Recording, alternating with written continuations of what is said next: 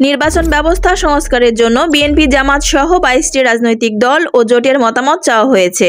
দল ও জোটগুলোকে আগামী 25 নভেম্বরের মধ্যে এ ব্যাপারে নিজেদের মতামত জানানোর অনুরোধ করে চিঠি দিয়েছে নির্বাচন ব্যবস্থা সংস্কার কমিশন।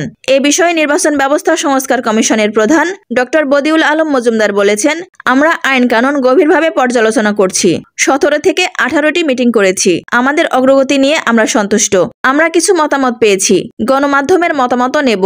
তবে দলগুলোর সঙ্গে সংলাপের দরকার নেই বলে মনে করেন তিনি।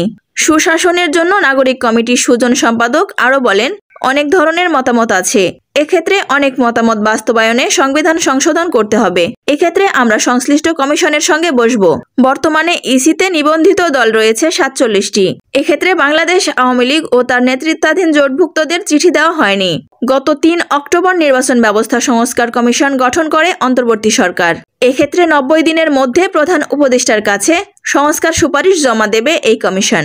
দায়িত্ব নেওয়ার পর কমিশন গত 22 অক্টোবর নির্বাচনী ব্যবস্থা সংস্কারের বিষয়ে নাগরিক সমাজকে 15 নভেম্বরের মধ্যে ইমেইল, ওয়েবসাইট বা কমিশনের ফেসবুকের মাধ্যমে মতামত জানাতে অনুরোধ করে। রোজিনা সুলতানা রোজি, আরবিসি নিউজ।